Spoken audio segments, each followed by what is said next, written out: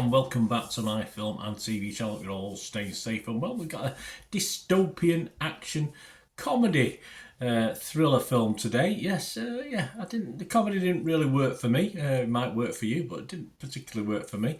The action might have done, and as far as thrills, we'll see. We're going to have a look at something called Boy Kills World. This is an 18 certificate in the UK, so it's going to be an R rating, of course, in the US. 111 minutes. A little bit long, this one, but it stars Bill Skarsgård, Jessica Rothe, Michelle Dockery, Brett Gelman, Isaiah Mustafa, Yayan Ruyan, Andrew Kodjic, Shalto Copley, Famke Janssen, and features the voice of H. John Benjamin. So a reasonable cast, a good cast, yeah, some good baddies in this. And it revolves around a campaign of vengeance enacted by a martial arts expert rendered deaf-mute by an attack that killed his entire family, whose thoughts presented as an inner voice derived from a childhood video game. Yes, it is that complicated. This was released in the US on April the 26th, 2024, so check your territories if you want to have a look at this. A spin-off video game, Super Dragon Punch Force 3, there you go, don't know what happened to 1 and 2, was released on April the 24th as well, with an animated series in development. And I can get that vibe from this film, I must admit. Hints of Hunger Games with this, with nowhere near that level, of course, so unfortunately. Characters that, the goodies don't really interest me that much. The baddies had the most character, but were a little wasted in the whole storyline for me. Some of the action and fight scenes are very, very good. I can't deny that. I can clearly see the video game link in this one. But it is all about the action and not so much the plots, which left me a little bit bored at times, allied to the fact that it was far too long. As I said, 111 minutes. It was about 20-30 minutes too long for me. I think I might have liked it slightly more if it had been a little bit less taxing on time. But overall, it wasn't really for me. It lacked substance. I enjoyed the last 20 minutes, but I struggled to get there, in fairness. But I think it'll be liked by a younger demographic. It's just not my sort of thing. I think a younger demographic like this, people who like the action films, the John Wicks, for instance, apart from John Wick 1, I've not been overly impressed with those because of a lack of a plot, a story. But so I think it's got a market there, and obviously we'll look at the other scores in a minute. But personally, my little scores on this, yes, I would be fresh on Rotten Tomatoes. I couldn't be rotten on this. I'd have to be mixed though on Metacritic. I couldn't be positive or negative. And I'm just going to give it my minimum score. I think it's worth that as a bloody action fest, even though it might not be up my alley, if you like. I'm going to give it a 5 out of 10, which isn't bad compared to some of the others. Let's have a look. Rotten Tomatoes, 58% positivity, 143 critics, so plenty of critics, an average of 5.4, so not much higher than what I'm giving it.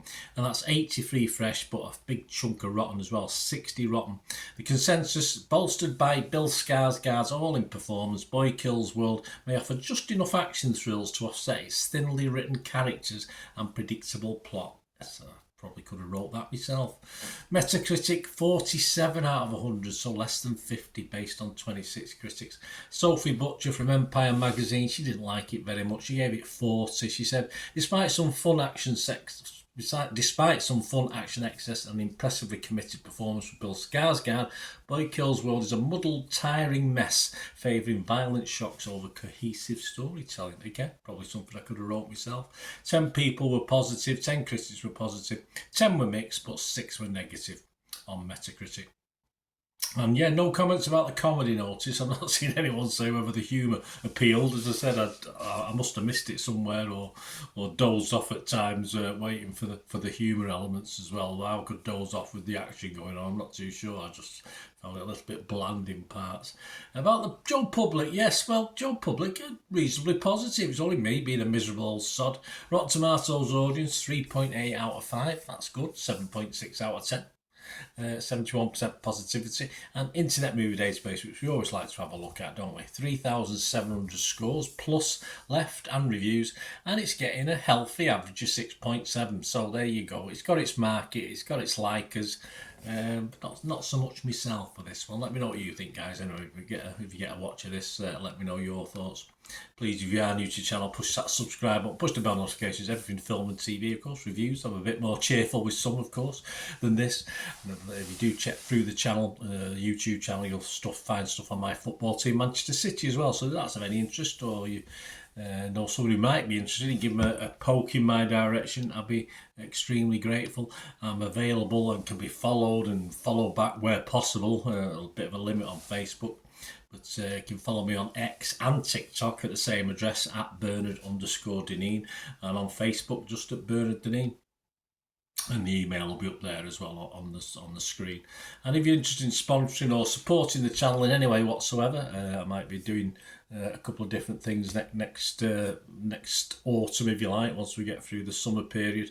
Just give us a shout. I can give a shout out to individuals or organisations. Just let me know if you want to support the channel in any way, and I will get back to you, and contact me through those social media things I've just said, or just message me on YouTube itself.